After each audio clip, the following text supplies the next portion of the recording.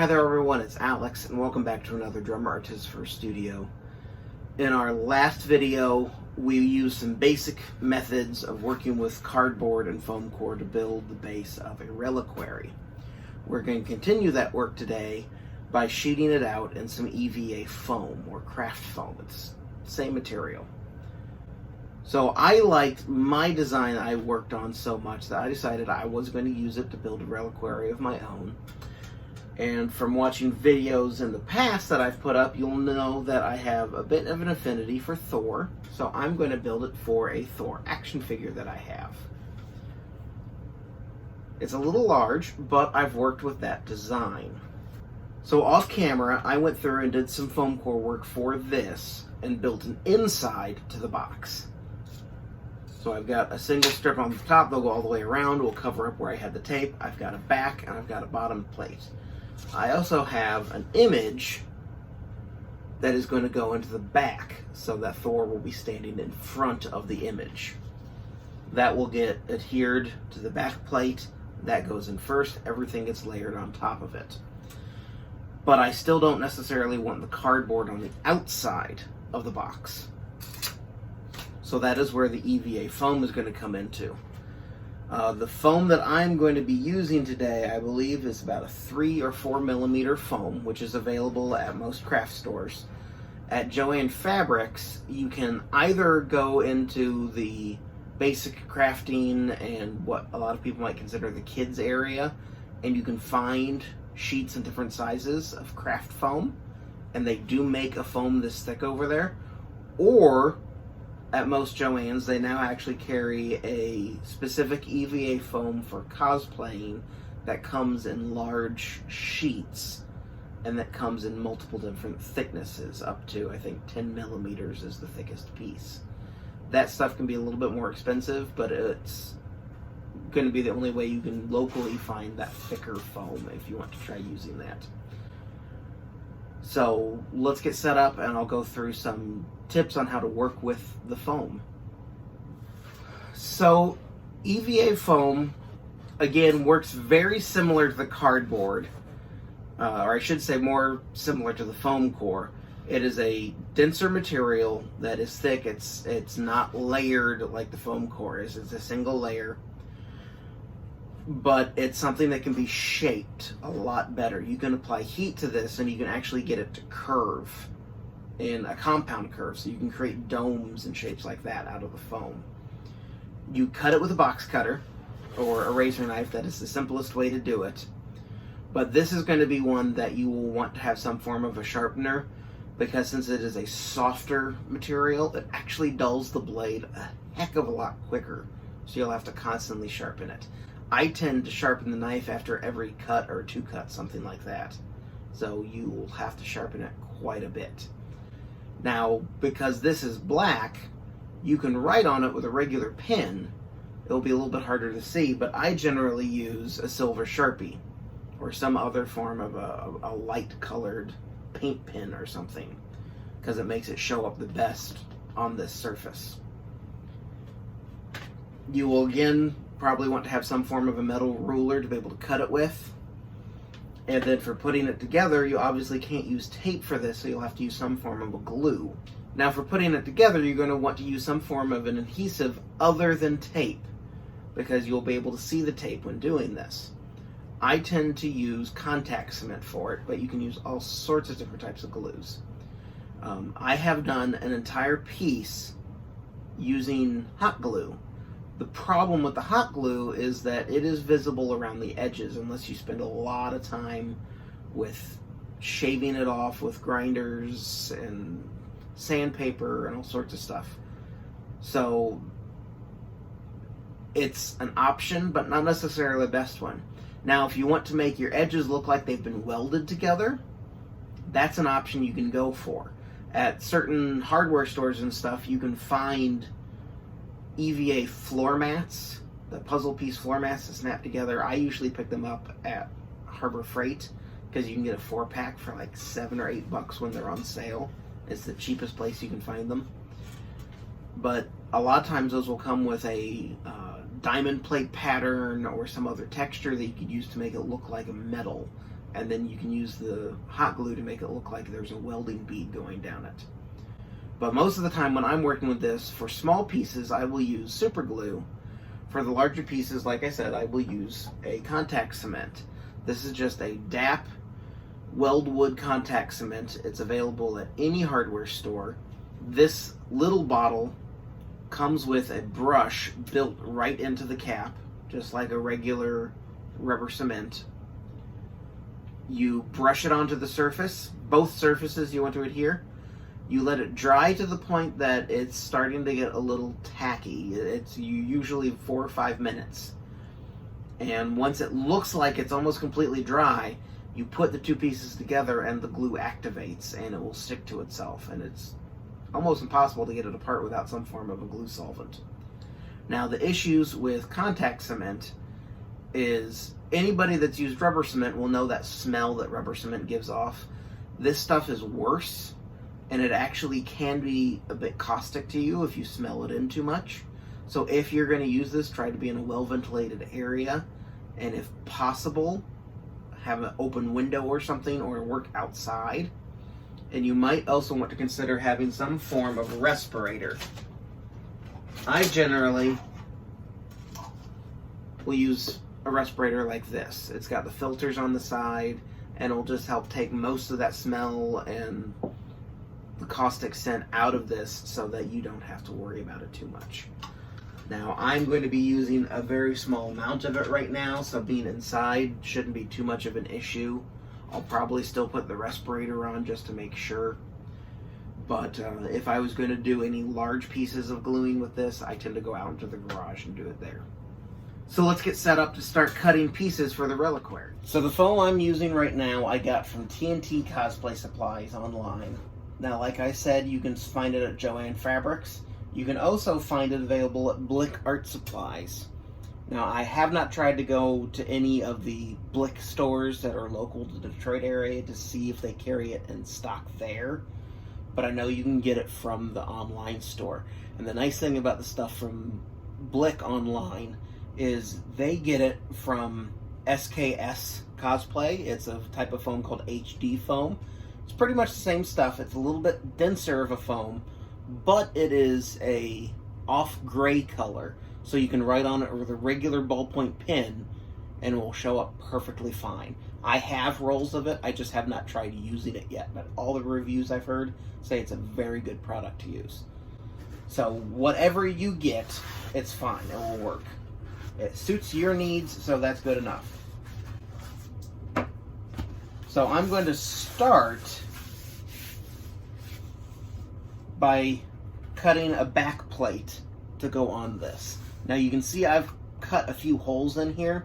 I did that so it would, one, be easier for me to get the foam core plate out of it, so that as I was sizing it and getting stuff in, I could pop it back out. This one up here is because in the back sheet of the foam, I'm going to create a latch so that I can hang it from a screw on the wall. So to get this back plate, I'm just going to get the rough shape for now by just setting it on the foam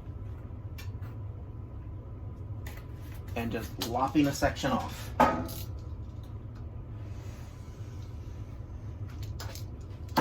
That way I don't have to try and work with the entire thing to that piece. It's easier if you're able to cut it into smaller chunks like this to figure out exactly what you want to do. So now I will again lay it on, center it on the piece,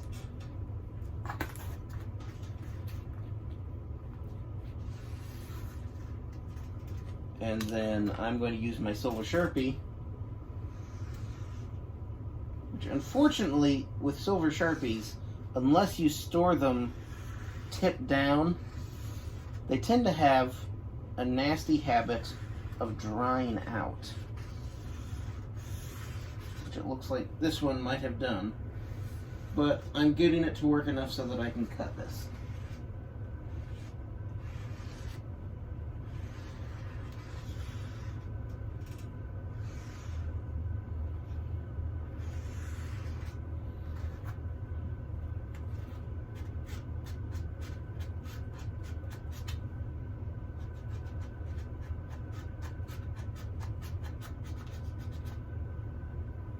Okay. So there's my trace out of my piece. So now I want to cut that out.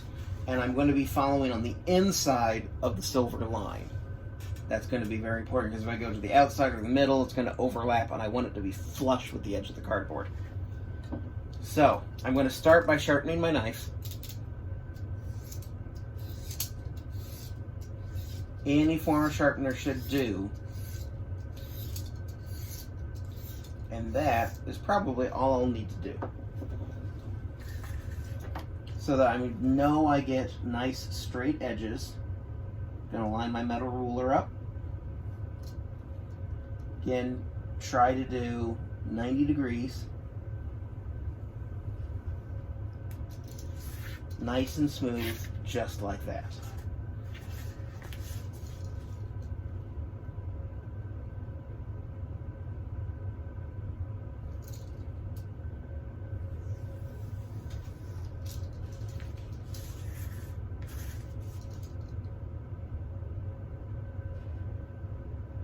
Now, since this is going to be the back and people won't see it, it will be okay if it's not perfect, especially when it comes to the curve up here, because people won't see it. But I'm going to be laying a piece of foam on the edge of the box going this way, so I want it to be as close as it can, so it will cover that up, so that way from the side you won't see this layer.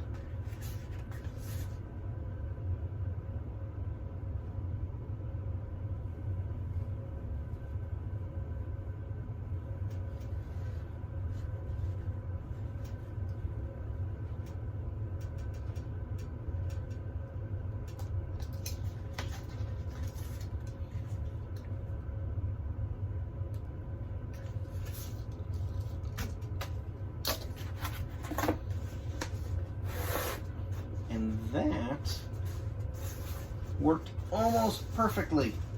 So it is a little off on the top curve, but that's okay. Like I said, when I put that side layer on, I'll be able to squish it in and that'll be fine. But before I do anything with that, I traced in where I want the keyhole for the screw to go.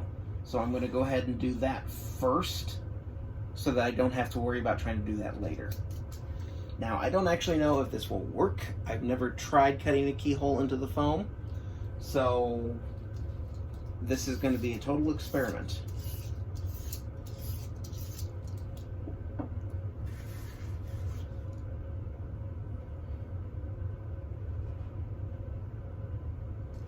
On the bottom half of it,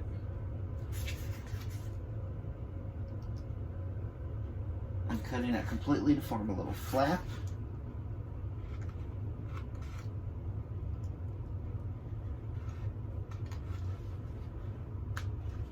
Like that. Now the top portion I'm going to cut into the middle.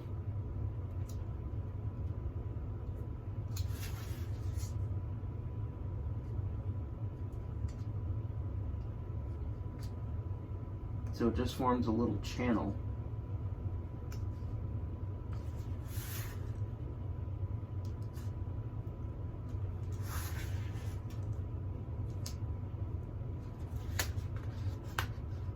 Just like that. So now when that gets glued on there, the head of the screw will enter there, then slide up that channel, and it has this space to be able to rest in. So we'll see if that works. I might have to go in and put some more reinforcement on the back side of this, but we'll find out later. So before I go and cut my side panel, I want to get this glued onto the box so that I know exactly how tall I need to cut this. So to do that, I'm going to use my contact cement. I'm curving this a little bit just so it will lay flat.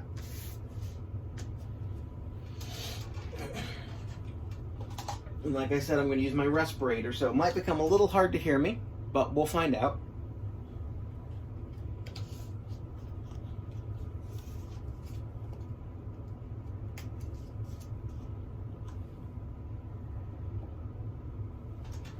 So, I'm going to take my cement, open it up, brush a lot of it off, because the more you put on, the longer it's going to take for it to dry. So you want to get a nice thin layer on it.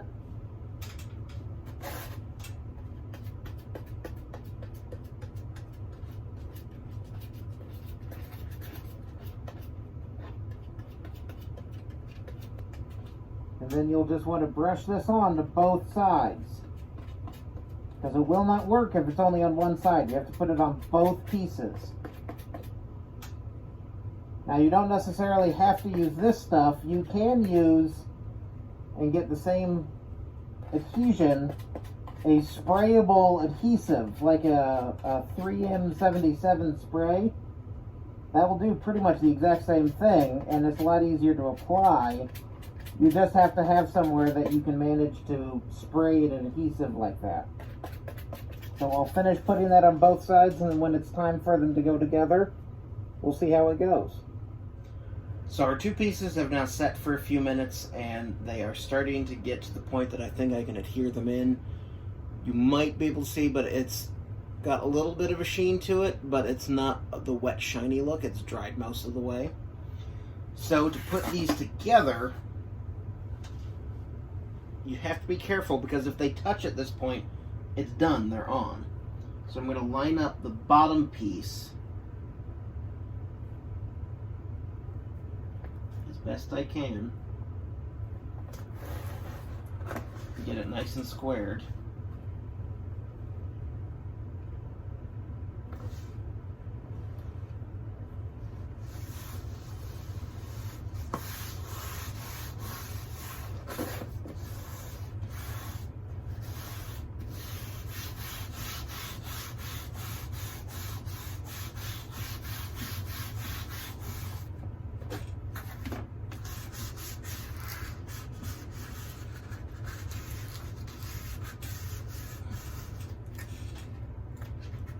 And there we go. That is on there now. Now, one of the things with the foam is it tends to stretch a bit.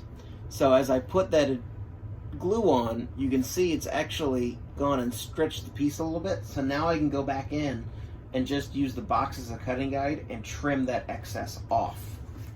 So now that we have the back plate on, we need to measure what the height here is going to be so we know how wide to cut a strip. And it looks like it is at 2 1/4 inches, which is kind of perfect. Makes it a nice square number. Now, for that, I've got this nice long piece here, and I think that's what I might use, though I can check here. Actually, this length will do, so I don't necessarily have to use that nice long piece. So I will start by using my 2-inch wide ruler.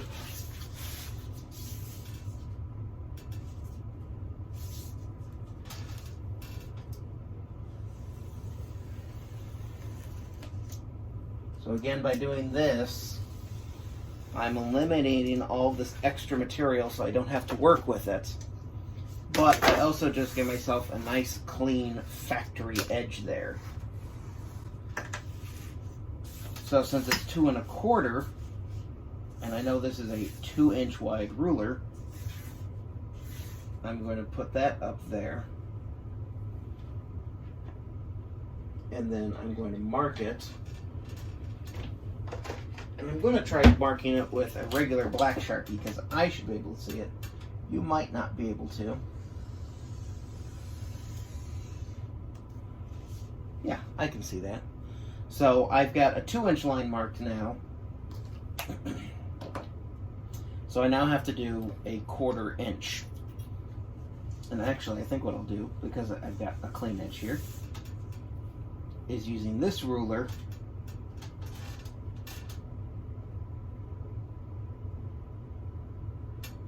I'm going to measure in a 1/4 inch from my cut edge all the way along the length and move the roller accordingly, because then I know it will be at 2 1/4 the entire length of the piece.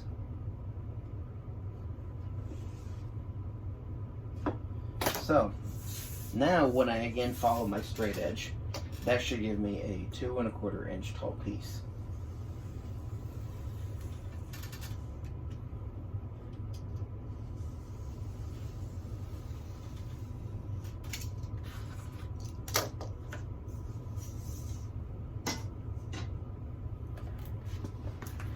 And there we go, 2 1/4 inches.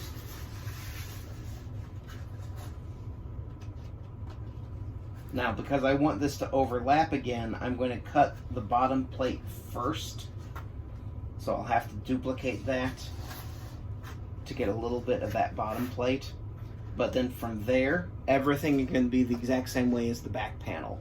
I'm going to put the glue on both sides of it, adhere it all together, and then I'll have a solid sheeted out piece in the black foam. Once that's all done, I'm going to assemble the inside of the box, and then we're going to create a front plate that will hide all of the edges up here. So I went through and finished shooting the entire thing out with the EVA foam, so I've now got it on all sides, and I went ahead and assembled the inside of the box with my image and my foam core walls. So now the only thing left to do for the basic construction is to add a top plate, which will cover the ends of both the cardboard and the foam core. To do that, I'm using a slightly thicker EVA foam, so it'll have a little bit more substance to it. And to start it, I'm going to trace the outside of the box. And I'm going to line the bottom plate up so I know I have one clean edge.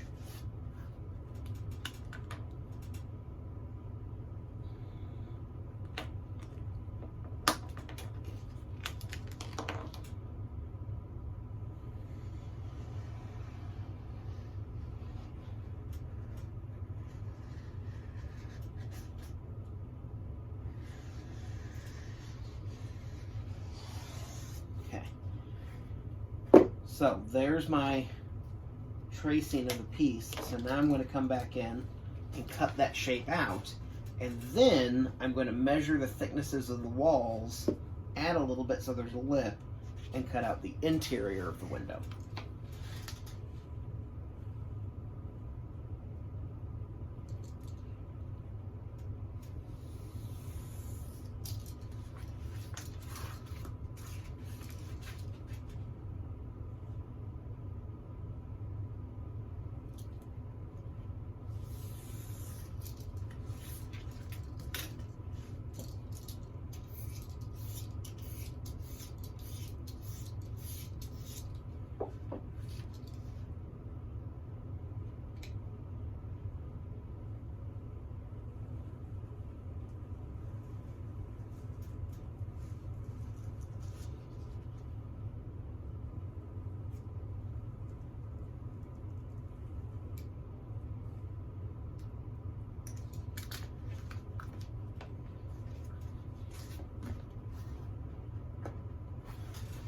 Do a test fit, and that works pretty well.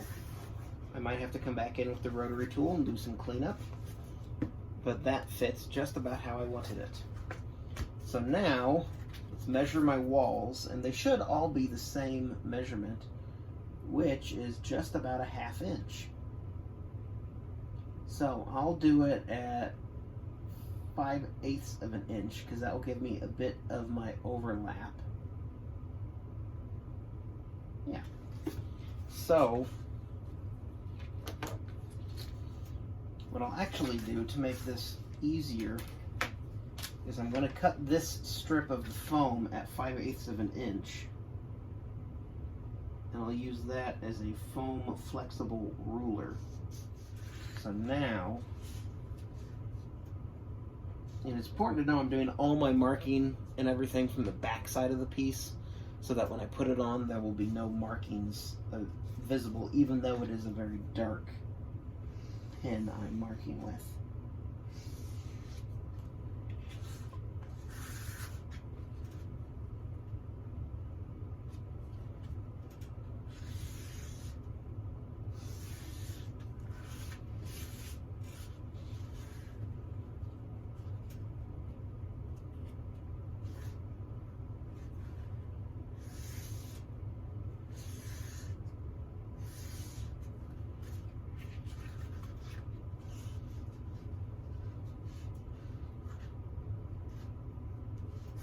And now, because the foam can flex, I'm only going to do half the arc at a time,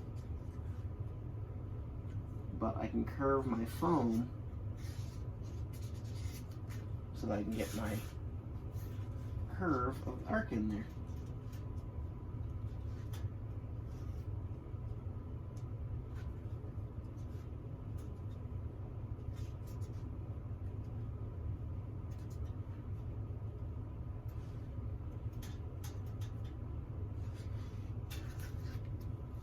Okay.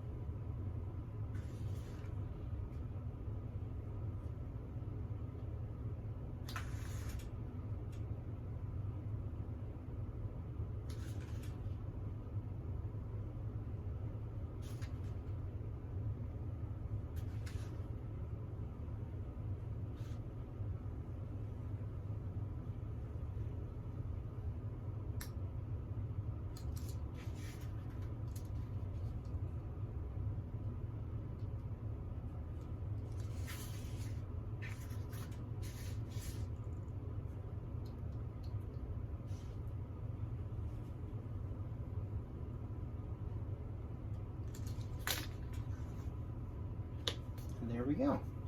We now have our top plate. There's some spots I might have to come in with the rotary tool and clean up a little bit, but that will now get glued right on top like that. Okay, so I went through and put in my top plate, cover up all of the exposed edges of the foam. I'm very happy with how this has turned out. I did discover that the foam in between the layers of paper and the foam core will actually get dissolved with the contact cement. So don't use contact cement on the foam core if it's an exposed edge.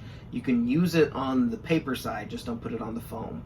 So if you're going to try and adhere anything to that, I'd suggest using a hot glue gun. That will probably be the safest way to do it so that you don't lose structural integrity. I've got a little bit more cleanup to do on the edges of this front plate to get it exactly where I want it.